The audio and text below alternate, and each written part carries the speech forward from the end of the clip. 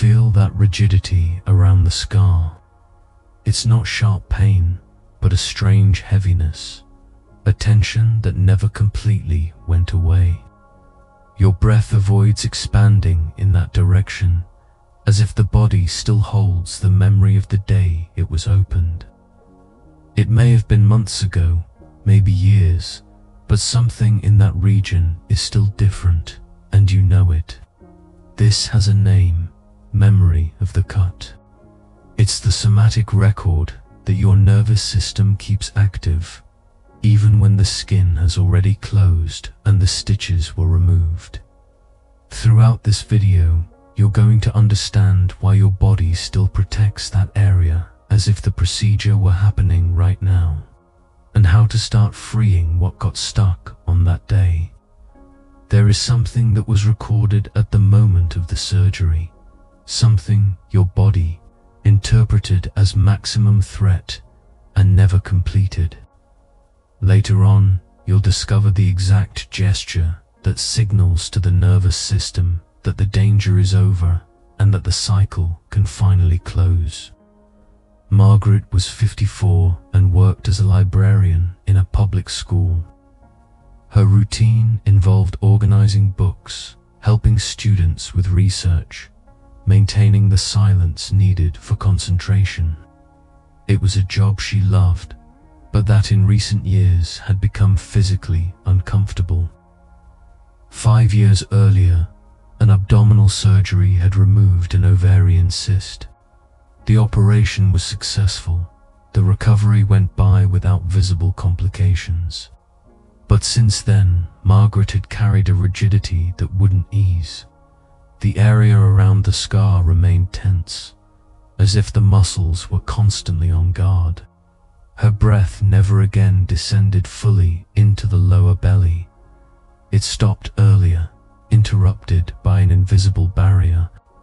She avoided touching that area, felt a diffuse discomfort that didn't show up on exams, and noticed that certain movements, squatting to pick books from the lower shelves, leaning over the desk, created a sensation of pulling and an emotional weight she couldn't name. Margaret tried conventional physical therapy. The therapist worked the muscles around the scar, stretched the fascia, strengthened the core. The relief lasted a few days, but the rigidity always returned, as if something deeper were keeping that protection active. She went to psychotherapy, talked about the fear she felt before the surgery, about the vulnerability of being anesthetized. The conversations helped process emotions, but the body remained unchanged. The breath was still broken. The tension persisted. She tried relaxation techniques, guided meditation, restorative yoga, warm baths with conscious breathing. Everything brought temporary relief, but nothing dissolved the sense that her body was still on alert, as if part of her had stayed in the operating room that day. That's when Margaret began to notice something unsettling. Her nervous system was behaving as if the surgery was still happening, maintaining constant vigilance around that region, protecting against a threat that no longer existed. One afternoon, while placing her hand over the scar during a breathing session, she felt something change. It wasn't instant relief, but a clear perception. There was something recorded there that her body had been trying to process for years. In that moment, she was about to discover what had really gotten stuck on that day. But to understand what Margaret found, you first need to understand what happens in your own body when it goes through surgery, and why that event doesn't end when you leave the hospital. Every surgery creates a temporal marker in the nervous system, not just a vague mental memory, but a precise somatic record. The body learns, in that moment, that it was cut open while it was unconscious, vulnerable, surrendered. This record doesn't live only in the mind. It inhabits the texture of the fascia around the incision, the density of the surrounding musculature, the quality of the breath that avoids fully expanding in that direction.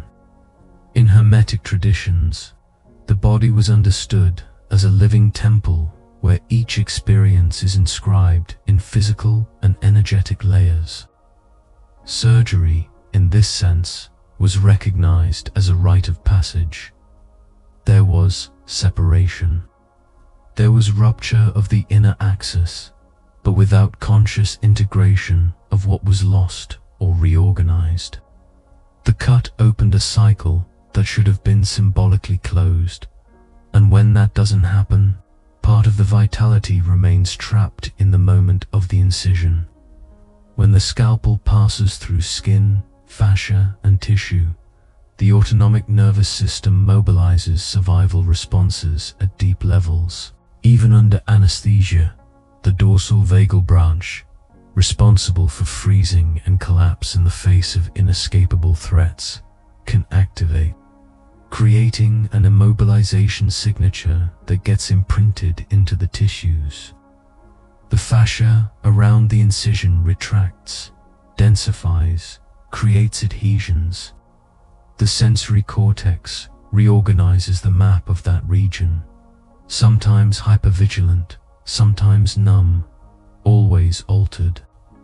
Polyvagal theory explains that when facing threats from which there is no way to flee or fight, the body goes into shutdown, an ancestral simulated death response that allows the organism to endure the unbearable.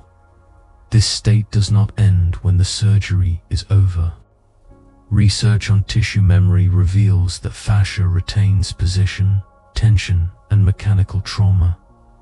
If the operation happened with the body stretched, manipulated, in an unnatural posture, these configurations remain recorded in the architecture of the connective tissue.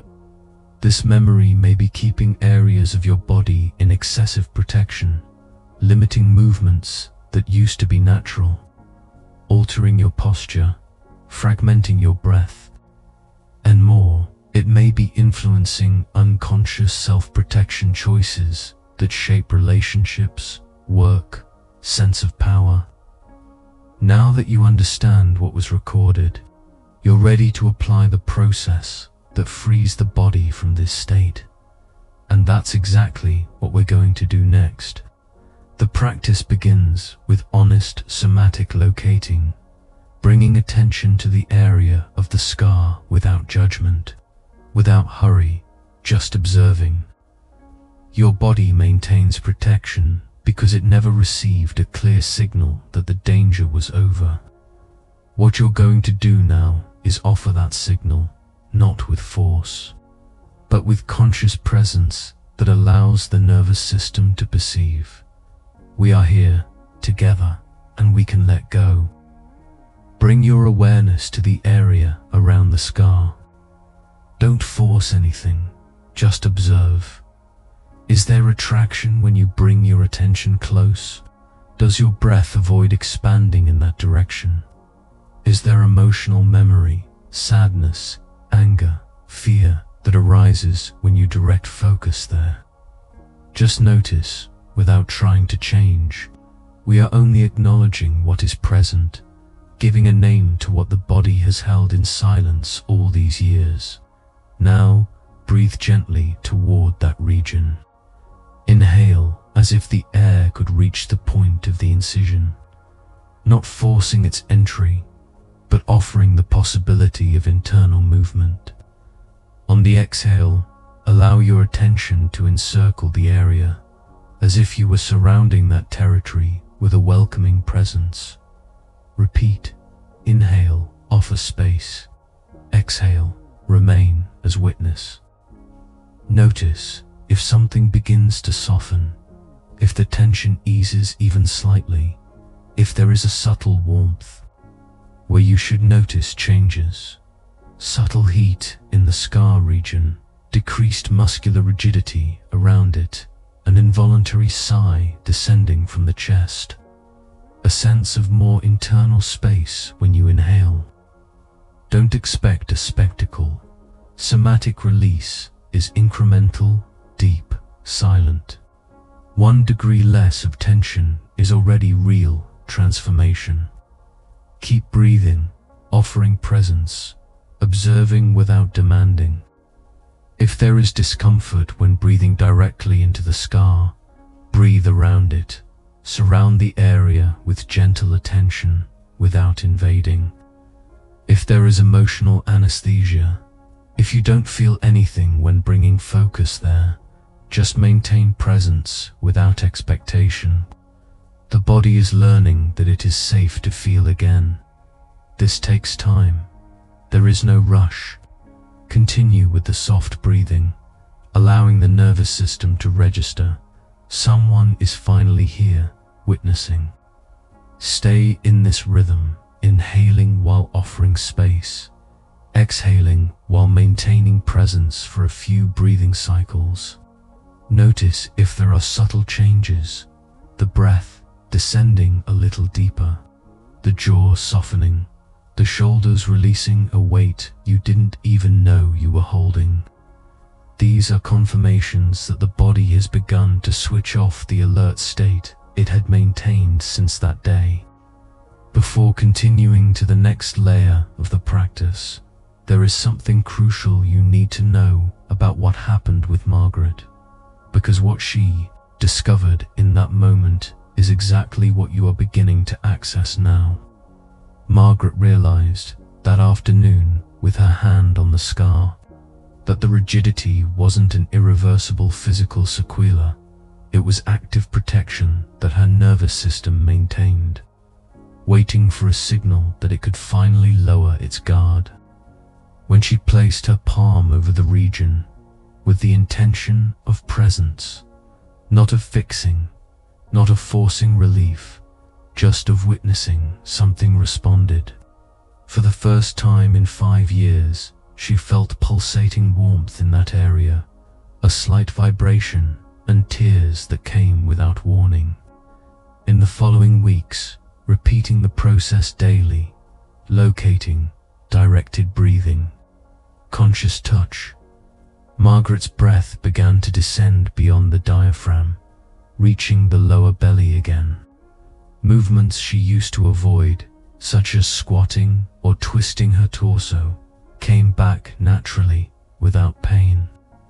The sensation of being split internally dissolved. She described it as feeling whole again, as if scattered fragments had come back together. It wasn't instant magic, it was honest, incremental, deep process. What Margaret felt in that first touch is what you are beginning to notice now.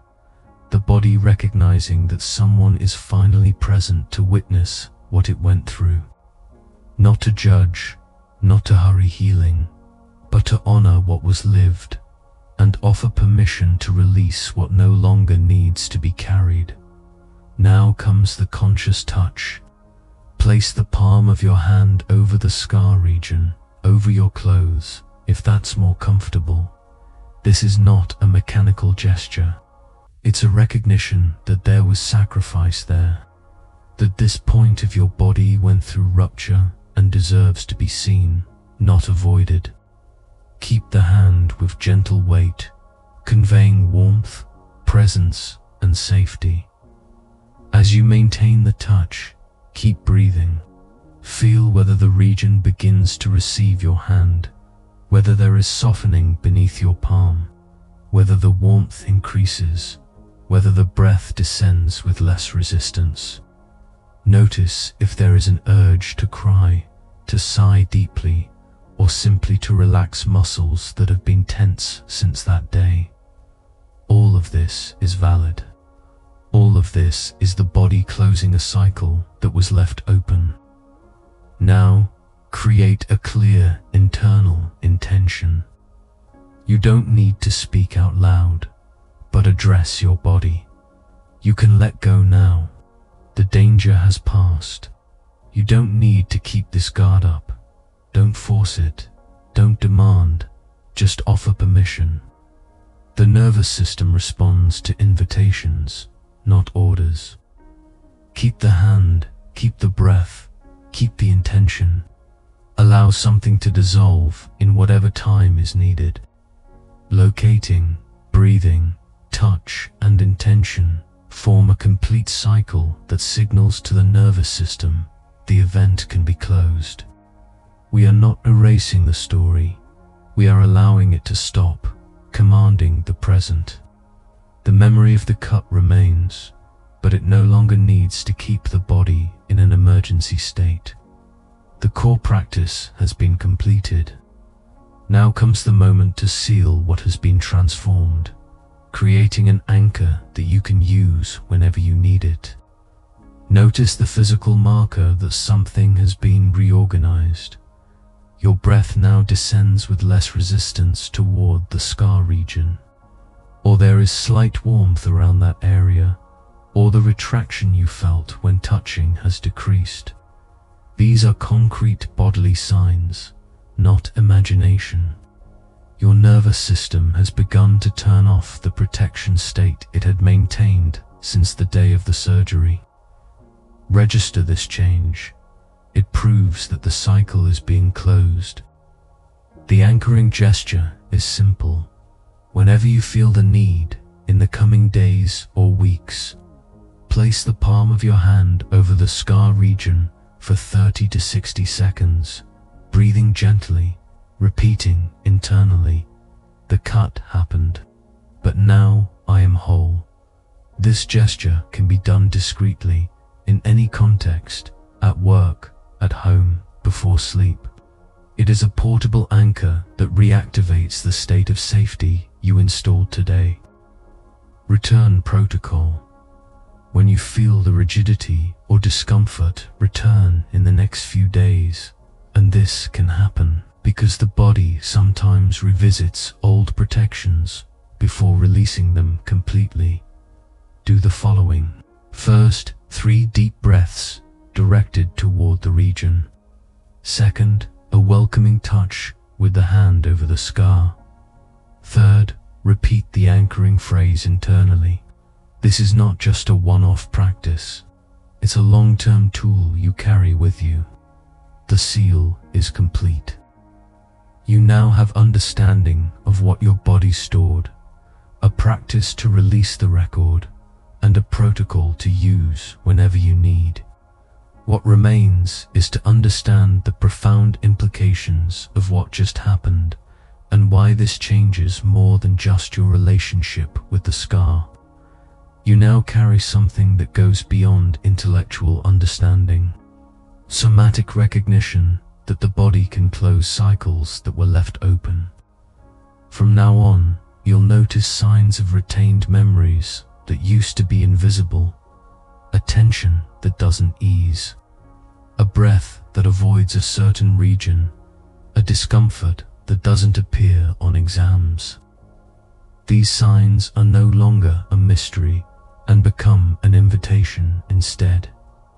There is something here waiting to be seen, witnessed, released.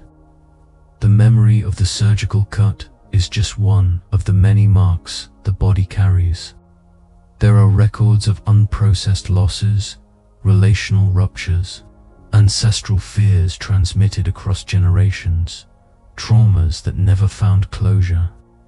This video is an entryway into vaster territories of somatic healing, deep layers where your body's story is still waiting for, conscious presence that allows it to let go of what no longer needs to be carried. Peter Levine teaches that trauma is the body's incomplete language, a sentence that began but never finished. When you offer presence to what was recorded, you allow the sentence to complete. The body can then stop repeating the same story, the same protection, the same defensive pattern that was shaping posture, breath, relationships, and destiny. Your body is a temple where the divine dwells. By honoring the memory of the cut, you honor the wisdom that allowed survival, and you also recognize that survival does not need to be permanent. The source operates through matter, and freeing the body is a form of embodied prayer.